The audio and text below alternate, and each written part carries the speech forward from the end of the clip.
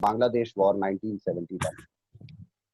अब आप कहोगे बांग्लादेश वॉर, सर बांग्लादेश से तो हमारी कभी लड़ाई हुई नहीं। भाई बांग्लादेश वॉर का मतलब कि ये वॉर वो था जिस वॉर के बाद बांग्लादेश पैदा हुआ, बांग्लादेश ने जन्म लिया। And the year was 1971। अब ऑब्वियसली मैंने आपको पहले भी ये बात कह चुका हूँ, in history also I think we have a discussion of it, that कि किसी भी चीज को जब हम आज डिस्कस करते हैं तो उसकी लेगेसी बहुत पहले से बन रही होती है। तो therefore to understand that thing in a very much transparent way, you need to understand the legacy of it, you need to understand the features related to the past of it। तो वही हम Bangladesh war के बारे में बात करेंगे कि war तो 1971 में हुआ, लेकिन इस वॉर की जो भूमि थी, इस वॉर का जो बेस था वो कहाँ तक। I think let's see, coming on to legacy. First point, 1970 में Pakistan faced its biggest internal crisis. 1970 में, कहने को तो देखिए बुक के अंदर 1970 बोल रखा है, बट आई थिंक ये जो क्राइसिस पाकिस्तान 1963 से ही झेला। बट हाँ 1970 इसलिए है बिकॉज इन 1970 पाकिस्तान के अंदर इंटरनली एक सिविल वॉर की सिचुएशन क्रिएट हो गई थी। आप कहोगे मतलब सर, मतलब पाकिस्तान के इतिहास की उस वक्त तक की सबसे बड़ी इंटरनल क्राइसिस 1970 में पाकिस्तान में एक्सट्रीम पर थी, चरम पर थी। अब आप कहोगे सर इस सिचुएशन को थोड़ा आप एनालाइज करेंगे तो हमारे लिए शायद डाउट्स क्लियर हो जाएं। तो obviously we will go into the analysis of it. First point, the country's first general election held in 1970। अब देखिए क्या सिचुएशन थी, क्यों उस सिचुएशन में पाकिस्तान ने अपने इतिहास का from the time of its establishment अपनी पूरी हिस्ट्री में सबसे बड़ी इंटरनल क्राइसिस क्यों झेली। क्योंकि देखिए सिंपल सी बात, 1947 14 अगस्त को पाकिस्तान एक इंडिपेंडेंट नेशन का दर्जा ले चुका था, one day before India, and celebrate भी कर लिया था उसको। साथ में मोहम्मद अली जिन्ना, जो सो कॉल्ड पाकिस्तान के रहनुमा माने जाते हैं, पाकिस्तान के फादर माने जाते हैं, जैसे यहाँ गांधी जी को फादर ऑफ द नेशन बोलते हैं, वहां पे मोहम्मद अली जिन्ना जी को माना जाता है। तो जिन्ना जी का सो कॉल्ड ये कहना था कि मैं पाकिस्तान को एक जमहूरियत मुल्क बनाना चाहता हूँ। जमहूरियत का मतलब होता है एक डेमोक्रेटिक स्टेट बनाना चाहता हूँ, जहां पे माइनॉरिटीज के भी राइट्स उतने ही प्रेजर हों जितने मेजोरिटी के। अब आप खुद सोचिए, जिस देश का फाउंडर कह रहा है कि मुझे अपने देश के अंदर सभी धर्मों के, संप्रदायों के, जाति प्रजाति के लोगों के बीच में कोई डिस्क्रिमिनेशन नहीं चाहिए, यानी कि एक डेमोक्रेटिक कंट्री बनाना है मुझे पाकिस्तान को। I don't want Pakistan to become an Islamic state, I want Pakistan to become a democratic state, said by Mohammad Ali Jinnah, the first president of Pakistan, the founder of Pakistan so called. तो फाउंडर ने ये बात कह दी, इतनी बड़ी बात कह दी, जो डेमोक्रेसी के आइडियल्स को साबित करने वाली बात है। अब आप सोचिए उस देश के अंदर 47 से लेकर 70 तक इलेक्शन ही नहीं हुए, जनरल इलेक्शंस जो होने चाहिए डेमोक्रेटिक प्रोसीजर के तहत वो ही नहीं हुए। तो आप सोचिए कल्पना तो कहाँ की थी मोहम्मद अली जिन्ना साहब ने, और उनके देश में 23 साल तक जनरल इलेक्शंस भी नहीं हुए। सोचिए, सोच सकते हैं आप कि उनकी कल्पना तो कहाँ थी और रियलिटी कहाँ। तो यानी कि अब आप समझ रहे हैं ना कि भाई 23 साल तक अगर किसी देश में इलेक्शंस हुए ही नहीं हो तो उस देश में किस तरीके से कम्युनिटी बेसिस पर, रिलीजियस बेसिस पर, कास्ट बेसिस पर, कलर बेसिस पर, इकोनॉमिकल बेसिस पर, कल्चरल बेसिस पर किस लेवल पे एक्सप्लॉइटेशन हो रहा होगा, इसका अंदाजा आप खुद लगा सकते हैं being a student of political science. If you are not giving even the most basic right to the human, that is to fight in election and to vote in election.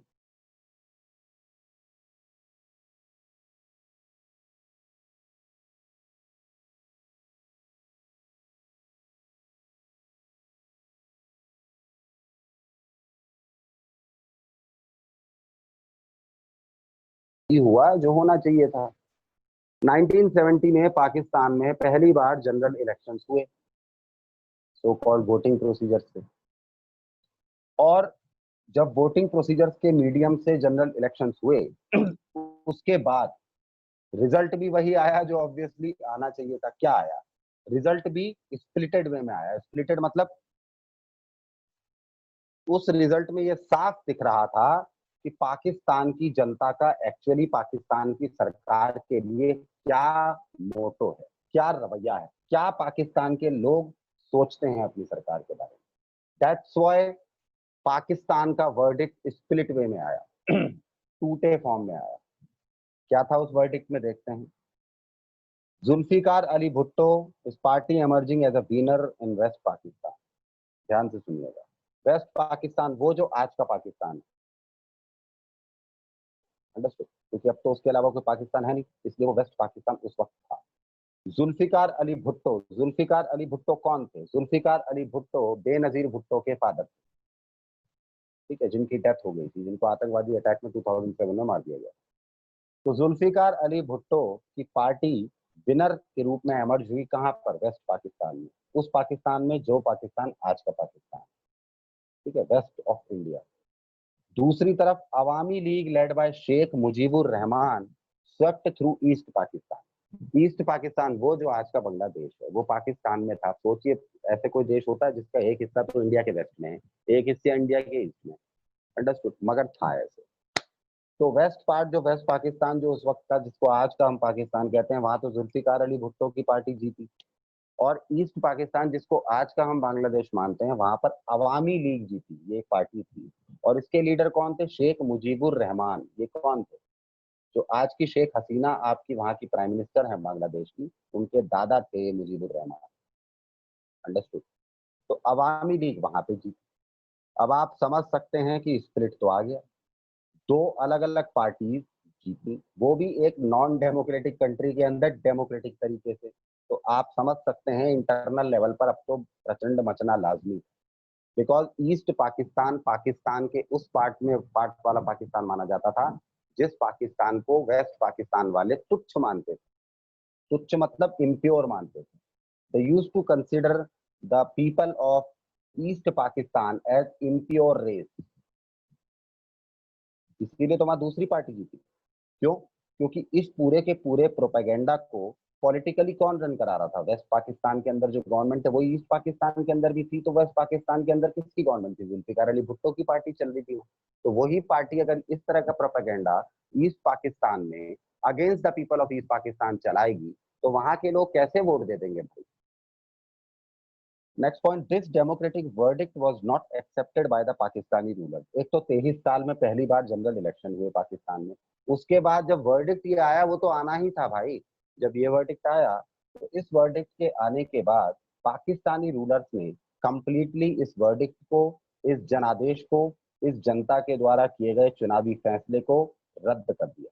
उन्होंने कहा कि हम इसको एक्सेप्ट नहीं करेंगे। यानी कि simple, the Pakistani rulers of West Pakistan completely denied this democratic verdict of the people of East Pakistan कि हम इस चुनाव के फैसले इत्तफाक नहीं रखते। Next point, nor they were ready to accept the Awami League demand for a federation. एक तरफ तो वो ये कह रहे थे कि ये लोकतांत्रिक तरीके से और डेमोक्रेटिक तरीके से जो चुनाव हुए हैं और उसका जो वर्डिक्ट आया है, वो पाकिस्तान के मिजाज से मेल नहीं खाता, because Pakistan is an Islamic country. ये तो आपको पहले सोचना चाहिए था जब आप चुनाव करा रहे थे। दूसरी बात, ना ही वो अवामी लीग की जीत को एक्सेप्ट कर पा रहे थे कि अवामी लीग जो है ईस्ट पाकिस्तान में जीत रहा है और जीत चुका है। And after that Awami League of West Pakistan से ये डिमांड कर रहा था कि आप हमें अलग से एक स्टेट का दर्जा प्रदान करें। इस डिमांड को भी नहीं मान रहा था वेस्ट पाकिस्तान कि neither we will accept the democratic verdict given by the people of East Pakistan, nor we will accept the Awami League demand for a separate federation. अब आप समझ सकते हैं इन सारी चीजों के बाद आगे क्या हुआ वही हम पढ़ेंगे नेक्स्ट पॉइंट में, that is point B, proceeding event. Proceeding events मतलब आने वाले समय में क्या इवेंट्स हुए, यही हमें देखना है। देख लेते हैं भाई। First point, early 1971। 1971 की शुरुआत में क्या हुआ? The Pakistani army arrested Sheikh Mujibur Rahman. Simple है भाई साहब, शेख मुजीबुर रहमान को फर्स्ट ऑफ ऑल उन्होंने अल्टीमेटम दिया कि आप अपनी इस जीत को नदारत करें और पब्लिक के सामने अपने आप को हारा हुआ माने। अब कैसे वो भाई आदमी first of all democratic election में खड़ा हुआ, उसकी पार्टी भी एक अच्छा खासा हिस्ट्री रखती है ईस्ट पाकिस्तान में, उसके बाद वो इलेक्शन में खड़ा हुआ, जीता। जीतने के बाद आप कहो उससे भाई तुम अपनी सीट छोड़ दो और जनता के सामने कहो कि मैं गलत जीता, वो करेगा? वो आदमी नहीं करेगा।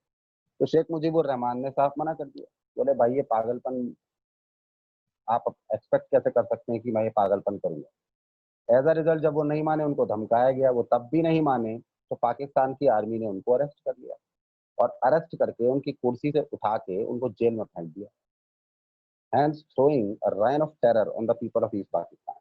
और जेल में जाने से पहले उनकी पिटाई पब्लिक के सामने की, जिससे कि ये साफ पब्लिक के मैसेज चला जाए इस पाकिस्तान के कि उन लोगों के मन में डर बैठ जाए। और पाकिस्तान हमेशा से ही डर पे राज करने वाला मुल्क है, क्योंकि असल में वो किसी को डराने लायक तो है नहीं, लेकिन उसको लगता है कि राज हो सकता है तो डर से ही हो सकता है। तो I think that was the simple motto of West Pakistan to I think insert a wave of terror, to promote a reign of terror on the people of East Pakistan, जिसकी वजह से शेख मुजीबुर रहमान को पब्लिक डोमेन में लाके गिरफ्तार किया गया। पब्लिक डोमेन में ही उनकी गिरफ्तारी के बाद उनको आई थिंक पूरा परेड कराकर जेल तक ले जाया गया, जिससे लोगों में ये मैसेज पहुंच जाए कि देखो जिसको तुमने जिताया था उसी की ये हालत हो रही है, तो तुम्हारी तो क्या हालत होगी। ये इवेंट्स हुए 1971 की शुरुआत में। रिस्पॉन्स में क्या हुआ भाई? The people started struggle to liberate Bangladesh from Pakistan after then. मगर हो उल्टा गया। देखिए क्या होता है ना, एक पुराना डायलॉग है, वंस एन इंटेलेक्चुअल सेड कि इतना भी नहीं डराओ किसी को कि उसका डर ही निकल जाए।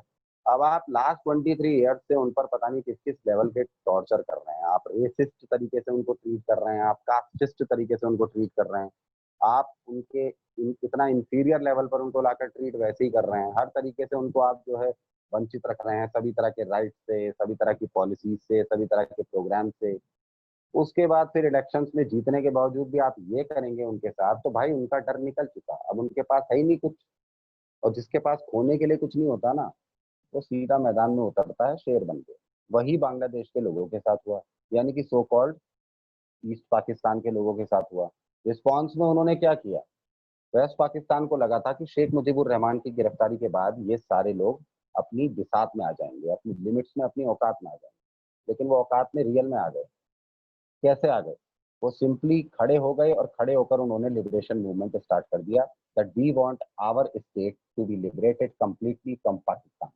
We want Bangladesh to be complete free from West Pakistan. हमारे बांग्लादेश में तुम्हारे रूलर्स का, तुम्हारी पॉलिसीज का, तुम्हारे पॉलिटिकल फोरम का कोई काम नहीं है। आपको राजनीतिक तौर पर हमारी स्टेट में हस्तक्षेप नहीं देना। इस चीज को आगे मोटिवेट करने के लिए पूरे बांग्लादेश में लिबरेशन मूवमेंट स्टार्ट।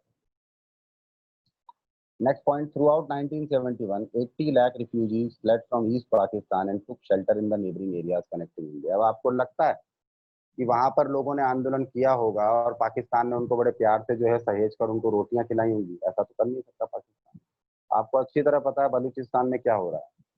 बलूचिस्तान में दिन रात आंदोलन होते हैं और वहां पे पाकिस्तान की आर्मी क्या करती है, शायद थोड़ा बहुत जानते हो तो आपको पता होना चाहिए। उनकी विमेंस को ब्रॉथल का पार्ट बना रखा है उन्होंने। उनके छोटे छोटे बच्चों के हाथ में उन्होंने चाकू और खंजर और बंदूकें थमा रखी है, और उनके पुरुषों को लीडर्स बना रखा है। जो लीडर्स नहीं बनते हैं उनको मारा जाता है, वो भी पब्लिक डोमेन में लाके बीच मैदान में। ठीक है। तो आई थिंक बांग्लादेश में भी उन्होंने यही किया। जब बांग्लादेशियों ने मूवमेंट स्टार्ट किया तो उन्होंने मास किलिंग स्टार्ट कर दी, मास रेप से स्टार्ट कर दी। ठीक है ना, mass killings of children and mass killings of आप कह सकते हैं males, along with massive destruction of property and massive rapes of women। ये उन्होंने स्टार्ट कर दिया। अब जब इस तरीके से अत्याचार, उन्होंने ब्रूटैलिटीज और बुचर करना स्टार्ट किया वहां लोगों को, तो वहां के लोग जान बचाकर भागना स्टार्ट हुए। अब जब बचाकर भागेंगे किधर? वो बांग्लादेश के उधर समुंदर है और इधर इंडिया। तो एज अ रिजल्ट वो बांग्लादेश से कहाँ घुसे? आसाम में घुसे। आसाम के थ्रू इंडिया में घुसने लगे, या फिर आप कह सकते हैं वेस्ट बंगाल वाले पार्ट में घुसने लगे, या फिर इधर अरुणाचल वाले पार्ट में जा के भागने लगे। तो इस तरीके से आप कह सकते हैं कि वो भाग भाग के इंडिया में घुसने लगे। अरे भाई हमने ठेका थोड़ी ले रखा था किसी का, हम कल्प्रेट है नहीं, जबरदस्ती हमारे पड़ोसी पड़ोसी में जंग मच रही है और हमारा पड़ोसी घर छोड़ के हमारे घर में आ रहा है। तो ये समझिए कि पूरे के पूरे 1971 में, यानी कि पूरे एक साल बांग्लादेशी लगातार बांग्लादेश छोड़ छोड़ के, ईस्ट पाकिस्तान छोड़ छोड़ के भारत में प्रवेश करते रहे। क्योंकि उस टाइम बॉर्डर्स कुछ ऐसे हुआ नहीं करते थे, पत्थर रखे रहते थे, वो तो सीधा इंडिया में घुसते चले गए। कोई आसाम चला गया, कोई वेस्ट बंगाल चला गया, कोई सपोजिटली अरुणाचल चला गया। कुल मिला के ऑफिशियल फिगर 80 लाख रिफ्यूजीज का है कि 80 लाख से ज्यादा बांग्लादेशियों ने भारत में एक साल के अंदर अंदर शरण ले ली, वो भी इंडिया के अलग अलग नेबरिंग पॉइंट्स पे। नेबरिंग पॉइंट्स मतलब the points which were connected to Bangladesh, like बहुत सारे थे। लाइक आप कह सकते हैं आसाम नेबरिंग स्टेट है बांग्लादेश का आज भी, वेस्ट बंगाल नेबरिंग स्टेट है, और कहीं ना कहीं अरुणाचल भी कहीं ना कहीं जाकर कनेक्ट हो जाता है पानी के माध्यम से टू वाटर। तो लोग कहीं भी घुस रहे थे, इस वजह से लोड किस पर बढ़ेगा भाई, हम पर बढ़ेगा। Throughout, therefore, bounding India to extend its moral and material support to the freedom struggle in Bangladesh to save its sovereignty. As a result, India was not motivated to fight for Bangladesh against West Pakistan, but India was bounded to fight for the freedom.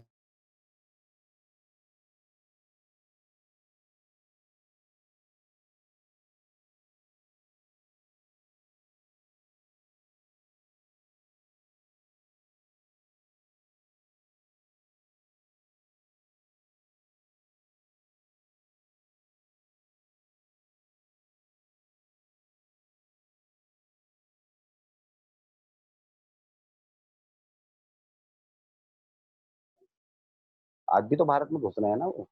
Mamata Banerjee always welcomes them. And if the central government tries to proact some policy on it, तो Mamata Banerjee against हो जाती है। Because I think वही ममता बनर्जी जो 2001 में कहती थी कि बांग्लादेशी हमारे वेस्ट बंगाल में इतने घुस चुके हैं कि हमारी पब्लिक के लिए वो थ्रेट बनते जा रहे हैं। आज 2020 में वो एक भी बांग्लादेशी को बाहर नहीं भेजना चाहती। वो अपना जो है अग्नि देह, आप देह अग्नि करने को तैयार हो जाती है, that I will burn my self if the people will be scrutinise on the basis of CA और एनआरसी। जो भी है, हमारे देश के राजनेता बड़े सक्षम हैं, बड़े ही इनसे बुद्धिमान राजनेता तो पूरी दुनिया में नहीं है। Next, support started coming from for Pakistan from both the US and China. अब समस्या क्या हुई, इंडिया तो अपनी समस्या के लिए लड़ रहा था। India was not fighting for Bangladesh, so called for Bangladesh, India was just fighting for Bangladesh to preserve its sovereignty. मगर उधर आप अच्छी तरह जानते हैं, अमेरिका इंडिया से तब से चिड़ा हुआ बैठा था जब से अमेरिका के ग्रुप का इंडिया मेंबर नहीं बना था, और अमेरिका के वीटो सिलेक्शन को इंडिया ने सपोर्ट नहीं किया था। कहाँ, यूएन में। तो यूएस तो इंडिया से तभी से खार खाए बैठा था, और चाइना ऑब्वियसली इंडिया के खिलाफ 1962 से ही था, बिकॉज वॉर कर चुका था इंडिया पे वो। तो यूएस और चाइना दोनों पाकिस्तान के फेवर में आ गए थे। और मैंने आई थिंक आपको बताया भी था कि पाकिस्तान एक ऐसा मुल्क है जो हमेशा यूएस और चाइना रिलेशंस को इंडिया के Indo US and Indo China relations को ड्राइव करने का मीडियम रहा है। अब तो खैर फिर भी नहीं है, but as a result US और चाइना ने अनकंडीशनल सपोर्ट पाकिस्तान को एक्सटेंड कर दिया कि हम आपको मिलिट्री सपोर्ट भी देंगे, हम आपको एयर सपोर्ट भी देंगे, हम आपको वाटर सपोर्ट भी देंगे। The support at condition of which type of you will be needing and requirement we will be giving it to you. Next point, late 1960s the realignment of forces in Asia happened due to US China involvement. क्योंकि मैं आपको पहले ही बता दूं, 1960 के अंत में आते आते 1968-67 में, अब इससे आप अंदाजा लगाइएगा, 1967-68 तक आते आते एशिया के अंदर यूएस और चाइना की वजह से ही फोर्सेस का रीअलाइनमेंट हुआ था। क्योंकि आपको शायद ये मालूम हो या ना हो कि एशिया के अंदर अमेरिका शुरुआत से ही, जब से यूएन बनी है तब से ही, so called on the name of the security, so called on the name of the condition to avoid civil war, Asia के अंदर हर जगह अमेरिका अपनी फोर्सेस रखता है। सीज में भी रखता है, इंडियन ओशियन में भी रखता है, ठीक है, लैंड एरियाज में, डेजर्ट एरियाज में, हर जगह बॉर्डर पर अमेरिकन फोर्सेज रहती हैं। लाइक पाकिस्तान में है, कहाँ पर, तालिबान से जुड़कर, ठीक है। इधर आप चाइना सी में आ जाइए, इधर आप जापान में आ जाइए, इधर आप कोरिया में आ जाइए, हर जगह यूएस फोर्सेज रहती है। तो आई थिंक लेट 1960s में, 1968-69 में आते आते एशिया के अंदर फोर्सेस का रीअलाइनमेंट यूएस और चाइना की वजह से ही हुआ था। अब आप समझ सकते हैं, मैं तो फिर इसको साजिश भी कह सकता हूँ। आप भी समझ सकते हैं कि भाई 68-69 में आकर ही ये एक्टिविटी क्यों शुरू हुई। क्योंकि ऑब्वियसली ये तय था कि पाकिस्तान को इंडिया से वॉर करना है, और ये भी यूएस चाइना को पता था कि इंडिया इस लड़ाई में कूदेगा, और जब कूदेगा तो इसी बहाने हम इंडिया पर अटैक करेंगे। दैट्स व्हाई यूएस और चाइना बहुत पहले से ही प्रिपेयर करने लग गए थे, और उन्होंने अपना मिलिट्री एक्टिविटी बढ़ा दिया था। और फोर्सेस को रियलाइन करना स्टार्ट कर दिया था। इसीलिए जैसे ही कंडीशन आई उन्होंने पाकिस्तान को अपना सपोर्ट एक्सटेंड कर दिया, क्योंकि सबकी फोर्सेस वहां पर तैयार थी। फैक्ट चेक में आते हैं, अभी तक हमने जो पढ़ा वो पढ़ा, अब उसको चेक कर लेते हैं कि ये कितना सही है कितना गलत है। जुलाई 1971, Henry Kissinger, the advisor to the US President Richard Nixon, made a secret visit to China via Pakistan। ध्यान से सुनिएगा, जब पाकिस्तान में सिविल वॉर चल रहा था, जब पाकिस्तान के अंदर इंटरनल क्राइसिस चल रही थी, और जब पाकिस्तान के अंदर बांग्लादेश के लिबरेशन मूवमेंट की जो है आवाज उठ रही थी, जहां पर बांग्लादेश के रिफ्यूजीज लगातार इंडिया में घुसते चले जा रहे थे, उस वक्त तक तो ये था कि इंडिया सिर्फ ये कह रहा था कि भाई इसको रोकिए। वॉर की सिचुएशन इंडिया ने कोई भी खड़ी नहीं की, मगर अच्छी तरह यूएस, इसीलिए यूएस है, यूएस और चाइना दोनों जानते थे कि भाई लड़ाई तो होनी, and we have to keep ourselves prepared and self assessed to keep India at setback in this condition. As a result जुलाई 1971 में हेनरी किसिंगर, जो कि असल में उस वक्त के यूएस के प्रेसिडेंट रिचर्ड निक्सन के एडवाइजर भी थे, उन्होंने एक सीक्रेट विजिट की थी चाइना, और पाकिस्तान से होते हुए गए थे। यानी कि आप समझते हैं, पहले वो पाकिस्तान आए, फिर पाकिस्तान में बात की, और पाकिस्तान में बात करने का मतलब क्या था, जब आप जानते हैं पाकिस्तान के अंदर कंडीशन क्या है और इंडिया उससे जूझ रहा है। आप पाकिस्तान गए और फिर चाइना गए, तो इससे आप अंदाजा लगा सकते हैं जब ये तिकड़ी इनकी बन चुकी। अगस्त 1971, एक महीने बाद क्या हुआ, India signed a 20 years treaty of peace and friendship with the Soviet Union to counter the US Pakistan China axis. अब आपको अच्छी तरह पता है कि एक तरह से इंडिया के खिलाफ एक पूरा एक्सेस बन गया, और वो एक्सेस किसका बना, 3 देशों का बना, जिसमें एक देश कट्टर इस्लामिक देश था, एक कम्युनिस्ट कंट्री थी और एक डेमोक्रेटिक कंट्री थी। कॉम्बिनेशन देखो कितना खतरनाक। तो ये एक्सेस बना यूएस, चाइना और पाकिस्तान का, इंडिया अकेला, क्योंकि इंडिया तो नॉन अलाइनमेंट मूवमेंट का ग्रुप था भाई शुरू से, और वो सपोर्ट भी किसी कैंप को नहीं करता था, तो अब तो दुविधा में था इंडिया। एज अ रिजल्ट उस वक्त इंदिरा गांधी प्राइम मिनिस्टर थी, उनको सिर्फ एक ही बात समझ में आई कि इस वक्त अगर हमें अपने आप को बचाना है तो we have to take support of the Soviet Union, क्योंकि यूएस को तो ये हमेशा शिकायत रहती थी कि मॉडल भले ही आपने ऑफिशियली कोई ना अपनाया हो, लेकिन सोवियत यूनियन का मॉडल आपके देश की इकोनॉमी में और आपके देश के पॉलिटिकल इंफ्रास्ट्रक्चर में दिखता था। तो as a result Indira Gandhi ने भी सोचा कि भाई सोवियत यूनियन से तो पहले ही हम पॉलिटिकली जो है करेक्ट बेसिस पर एक दूसरे से मेल खाते ही। तो एज अ रिजल्ट उन्होंने उस वक्त यूएस को काउंटर करने के लिए, या यूएस चाइना पाकिस्तान को काउंटर करने के लिए सोवियत यूनियन से हाथ मिला लिया, और सोवियत यूनियन के साथ 20 साल का एग्रीमेंट साइन हुआ, जिसमें कि एक ही चीज थी कि 20 साल तक भारत और सोवियत यूनियन अनकंडीशनली एक दूसरे के पीस के लिए लड़ेंगे और अनकंडीशनली एक दूसरे के फ्रेंड्स रहेंगे। Assuring India of Soviet support if India faced any attack, जिसमें सोवियत यूनियन की तरफ से ये क्लियर एश्योरेंस था कि इंडिया अगर कभी भी अटैक फेस करता है तो सोवियत यूनियन चाहे हवा से करे, चाहे पानी से करे, चाहे जमीन से करे, सोवियत यूनियन वहां पर इंडिया की छाती बनकर खड़ा हो जाएगा। After a long period of diplomatic tension and military buildup, a full-scale war between India and Pakistan broke out.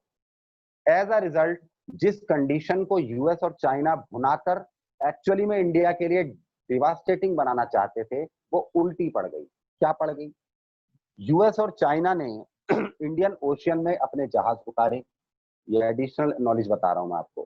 साथ में ब्रिटेन यूएस के साथ हम ये से सऊदी अरब ने भी अपने जहाज उतारे, वो सारे जहाज भारत की सीमाओं की तरफ बढ़ने लगे।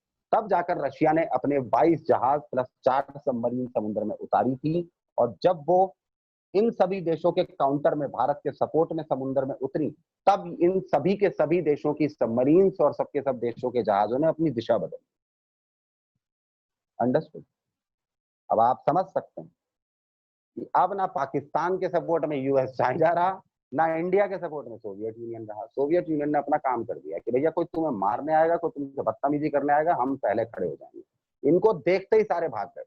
Saudi Arab went of opposite, US opposite, Britain opposite, China ने तो ये कह दिया कि हम तो मिलिट्री ड्रिल, सॉरी नेवी की ड्रिल करते हैं। एज अ रिजल्ट अब आमने सामने दो मुल्क हो गए, इंडिया और पाकिस्तान। बस इंडिया और पाकिस्तान के बीच में full scale war broke out हो गया। बड़े लेवल पर युद्ध शुरू हो गया। अब इसका डिटेल्ड एनालिसिस पूरे युद्ध का हम कल करेंगे। तो for today it's over, kindly come on to the screen please.